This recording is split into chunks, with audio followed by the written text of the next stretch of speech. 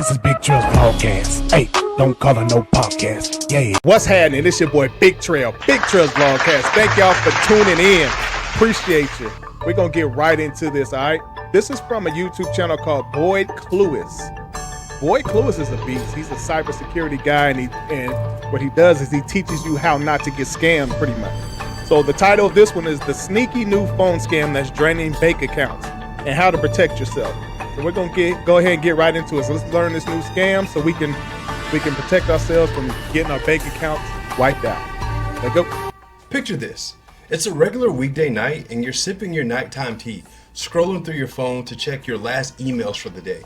Then suddenly, boom, no service. You get this pop-up on your phone and your heart starts to skip a beat because you see this SOS sign in the corner of your phone that you've never seen before.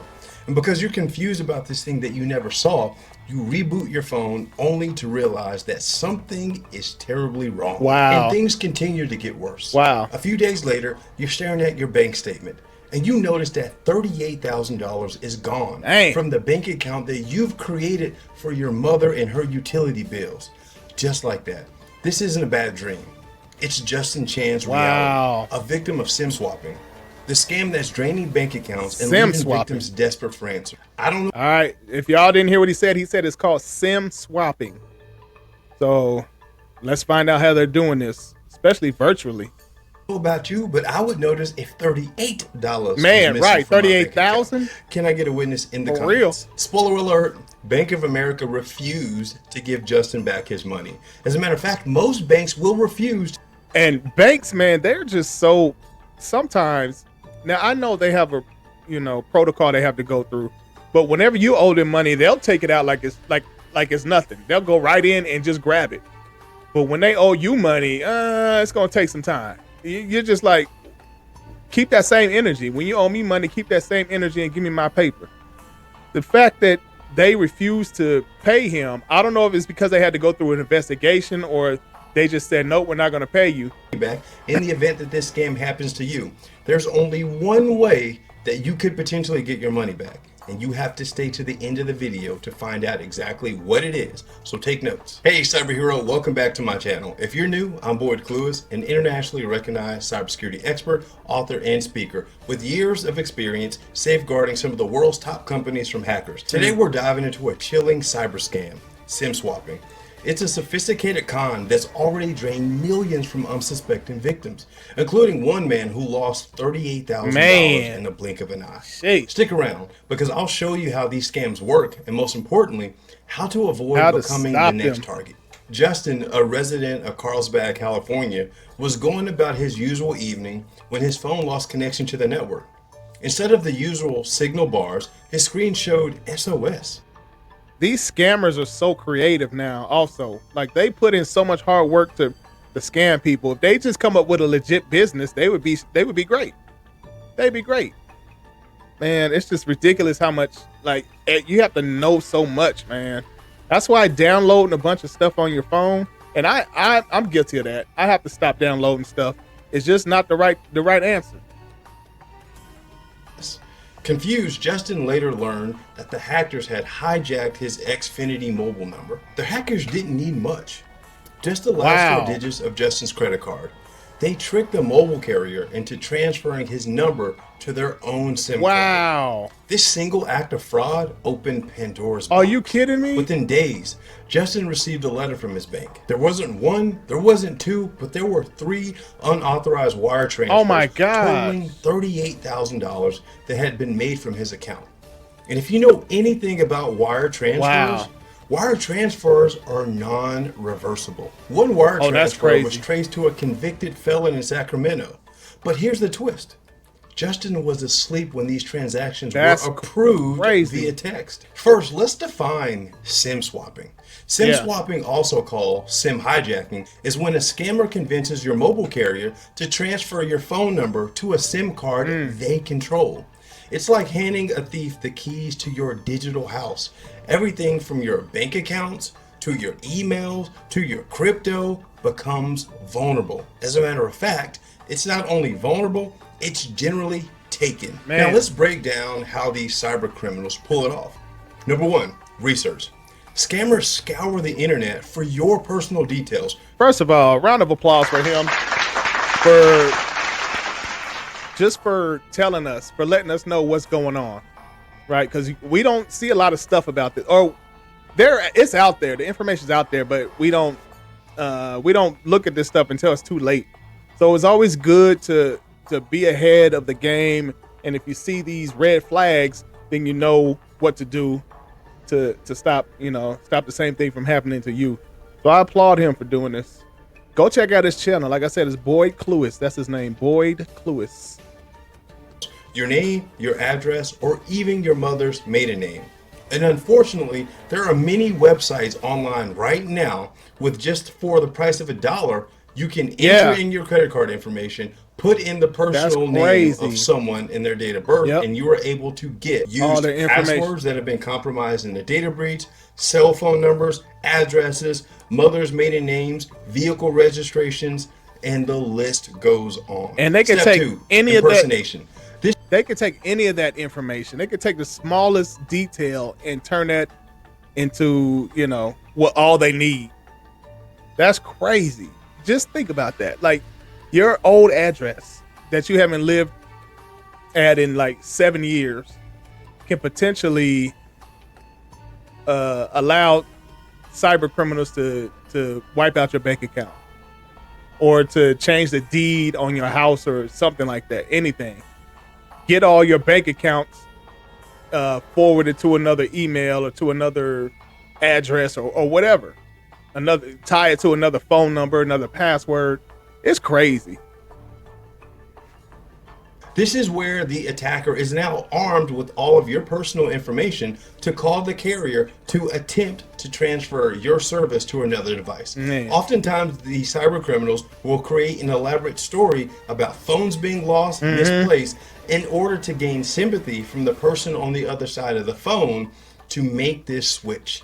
And generally, these cyber criminals will operate within a network to recruit male and females to play different parts of these scams so that they can act as you to get the phone carrier to transition your phone service to a new device. Step 3 is access. After they've impersonated you and came up with a compelling story, they convince the carrier to transfer your phone number to a new SIM card. And guys, this is where things get extremely difficult and hairy because these cyber criminals, these threat actors, they don't need physical access to your phone because of new technology called eSIM. If you've used a phone in the past, or maybe even your phone right now has a physical SIM card on it that has a serial number that is attached to your phone carrier's network. These days, eSIMs exist now. So you can actually have multiple phone numbers on a single device, allowing attackers and these scammers to be able to take advantage of more phone numbers without having to actually go and get physical SIM cards. Now, I know me personally, I need to be more aware of what I'm doing online. I need to be more aware of security and things like that, and not just clicking on stuff, and because that stuff can come back to haunt you. You know what I mean? Especially, you might be sitting at home saying, well, I don't have a lot of money, so there's nothing they can take. But in the future, when you do get some money, when you do get, some equity and things like that, when you do start doing that, when you do open your business and your bank account grows, that stuff that you did in the past can come back to haunt you. So I think it's good to get some protection, like they have Aura and they have LifeLock and things like that. I think that kind of stuff is good, and I've been wanting to look into that for a while, and looking at this video makes me just want to hurry that process. And this is where all of the havoc comes together. Step 4, the takeover. With your phone number already switched over to this new device, this is where they intercept the two-factor authentication codes that comes from the bank, the emails, and so much more. Now, on the surface, you may be thinking, oh, this is not a big deal. Ask yourself this for a moment. Right. If you needed to reset your email password, what would your email service provider do? They would often ask you to submit a token that they texted you, right? If you needed to get access to your bank account and you forgot your password, what would happen? The bank would generally send you a text message Yep. Well, if your service has been transitioned over to a device to a new that phone you no longer have, you cannot accept those incoming messages. Yep. So here's what happens. Oftentimes when you're sending out bank transfers or initiating a unusual financial transaction, the bank will notify you of this via text message because they want to confirm that it's not fraud.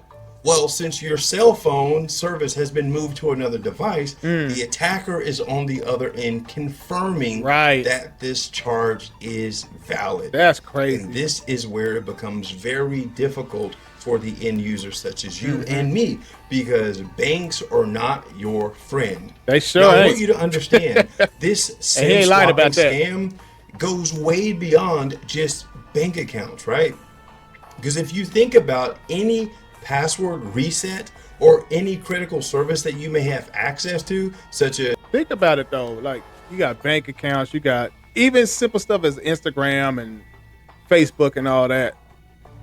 Just think about how many passwords we have that we take for granted for the most part. Man. As your email, retirement accounts, if you were going to reset your password and it would go to them access to it, what would happen is these carriers or these service providers would normally send you a text message to confirm you are the owner of that account. Yep. Now, if the attacker has already hijacked your service, they are the ones that are going to be in the possession of that second factor, which is your phone. So now they can take over your email accounts, your retirement accounts, everything they need for identity fraud, bank. Yeah, think about it. If you got a YouTube channel and that's how you make your money on YouTube, they can take that over. It's just crazy, man. Like, this stuff is scary. It's scary how complex yet simple that, you know, stealing somebody's identity can be, stealing somebody's money can be. And there's people that sit around coming up with these things. So it's never going to stop. It's always going to be something that we have to be aware of. Crazy. Bank fraud, etc., which will then show authorized on the bank side, which is all bad for you. And this is where cybersecurity professionals come in. These experts play a critical role in identifying vulnerabilities, developing secure systems, and educating the public about threats like SIM swapping, like I'm doing right now. They're like the unseen guardians working to make sure scams like this don't happen to you.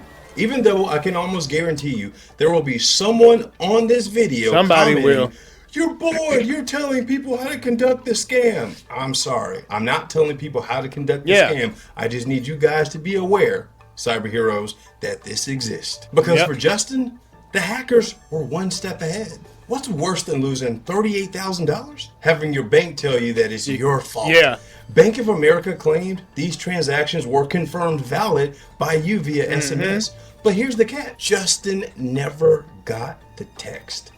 Remember, Justin's phone went to SOS mode because his service had been transferred over to the hacker's phone. He never confirmed or authorized these wire transfers. As a cybersecurity expert that's been focused on payment security for over a decade, the fact is many banks lack the tools to detect SIM hijacking, leaving customers like Justin out in the cold. But I don't want you to worry, guys. I have your back. So here's how you can make sure this doesn't happen to you. Number one, add a PIN to your mobile account.